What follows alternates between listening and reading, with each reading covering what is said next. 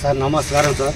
జెండావరంలోన వాడు పదే పదే అందరినీ వాడుకొని అపాపులు చిత్రించి పెట్టి పంచాయతీ కోసము నాకు వైపీ రమేష్ ఉన్నాడు, శర్మస్ ఉన్నాడని ఆ పాప మహిళ అంతా చేసి వస్తే మళ్ళీ వైపీ రమేష్ దగ్గరికి వస్తే ఇద్దరిని 2 కుటుంబాలు పిలిపించి ఇక్కడ ఇద్దరికి పంచాయతీ చేసి వాళ్ళని మమ్మల్ని కలిపి కాపురానికి పంపించినారు సార్. కాపురానికి పంపించినాక మళ్ళీ 4-5 నెలలు ఊరికే ఉండి మళ్ళీ అదే ప్రకారంగా అంటే చిత్రింపులు గురి చేస్తూ ఉంటే ఆ ఏట్లకి వాళ్ళు పెట్టే టార్చర్ తట్టుకోలేక వాళ్ళు చిన్నాయన వాళ్ళే చంపేసేపోతే వాళ్ళు చిన్నాయన వాళ్ళ ఇంట్లోనే దాచిపెట్టుకునేది. వాళ్ళు పొద్దునకి వచ్చి పోలీస్ స్టేషన్లో అప్పగించినారు. మళ్ళీ మేము ఊరిడిచి వేరే ఊరికి పోయి మమ్మల్ని కూడా పిల్లంపించి ఏం జరిగిందంటే వాళ్ళు మళ్ళీ వచ్చి వాళ్ళ అన్నదమ్ములు సిఐ సార్ వండుకొని మీరు ఇట్లే పదే పదే చేసుకుంటూ వస్తే మిమ్మల్ని ఎక్కడ పెట్టాలో అక్కడ పెడతానని వాళ్ళకి వార్నింగ్ ఇచ్చినాడు. వాళ్ళ అన్నదమ్ములు సుధాను, టప్పాల రామన్న, అంజీను, గోపాల వాళ్ళు వచ్చి సార్ ఇప్పటి నుంచి ఏ విధంగా ఏ టార్చర్ లేకుండా మేము చూసుకుంటాము, ఏం జరిగినా కూడా మేమే బాధ్యత అని వాళ్ళు పెద్ద మనుషుల ద్వారానికి వచ్చి సంతకాలు పెట్టి స్టేషన్లో తోలుకోపోయినారు. తోలుకోపోయినా కూడా మళ్ళీ అదే మామూలుగానే వాళ్ళు అట్లే టార్చర్ పెట్టుకుంటే సోల్లాగా వేసుకోవాలి సార్. అప్పటి నుంచి నా బిడ్డ చనిపోయే కారణం అంతా వాళ్ళే సార్. ఆ పాప చనిపోయిండేది రంగయ్య వాళ్ళు వచ్చినారు. వచ్చి అమ్మాయి ఎట్లా ఏం జరిగిందంటే ఏమో సార్ తెలీదు, మాకు న్యాయం చేయండి, ఎవరైనా కానీ న్యాయం చేయండి అని అడిగినాను సార్. మాట్లాడండి మేము చూసుకుంటాము అని అన్నారంట. మాకు పాప చనిపోయిస్తున్నాం.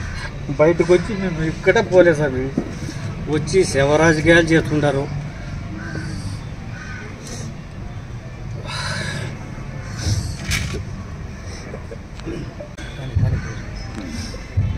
మాకు వచ్చి ఎమ్మెల్యే సార్ కూడా వచ్చి ఆ పాప భరోసా కింద 2 లక్షలు ఇచ్చి ఫిక్స్డ్ డిపాజిట్ చేస్తాము, ఆ పాప భవిష్యత్తు గురించి నేను పట్టించుకుంటా, ఎంత చదివినా కానీ నేనే చూసుకుంటాను, ఏ సమస్య వచ్చినా కూడా దగ్గరుండి నేనే చూసుకుంటాను, మీరేం బాధపడద్దండి అని చెప్పి భరోసా ఇచ్చినాడు. కానీ వాళ్ళు ఇప్పుడు 2 లక్షలకు లోపు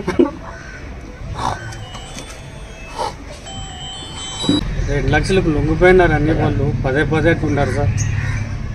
వాళ్ళు శివరాజకీయాలు ఆడుతున్నారు. వాళ్ళు పదే పదే చెప్తే మేము కూడా వాళ్ళ పార్టీ ఆఫీసు పోయి ఆడిపోయి ఆత్మహత్య చేసుకుంటాము.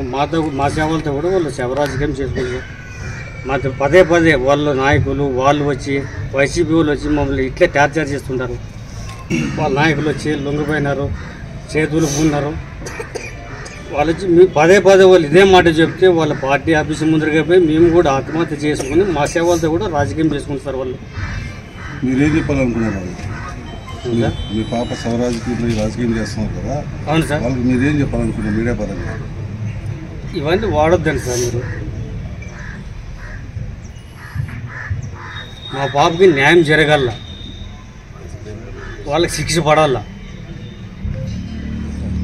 పాపకు న్యాయం చేసి ఆ పాప పదే పదే మీరు ఇవన్నీ అనుకుంటుంటే మేము కూడా ఆత్మహత్య చేసుకునే రెడీగా ఉన్నాం సార్. మేము కూడా బతకాలనే ఆడపిల్లకి కానీ నా కూతురుకు జరిగినట్ల జరగకూడదు సార్. దయచేసి ఇంకోసారి చెప్తున్నాను, ఈ విషయం మాత్రం మమ్మల్ని మా కూతుర్ని రాజకీయాలకు వాడొద్దండి. ఇది మీరు పదే పదే చేసుకుంటే ఖచ్చితంగా అంటే మేము కూడా ఆత్మహత్య చేసుకుంటాము. మీ ఆఫీస్ ముందుకు వచ్చి ఆత్మహత్య చేసుకుంటాం సార్. మేము కూడా మా సేవలతో పాటు మీరు కూడా రాజకీయం చేసుకోండి. మీకు మీ నాయకులకు కూడా చెప్తున్నాం, పదే పదే బజార్లోన యాడికి తేడా మమ్మల్ని బ్రోకర్గా చూస్తున్నారని మాట్లాడుతున్నారు. వాళ్ళ తల్లిదండ్రి గారు చెప్పిన మాట విన్న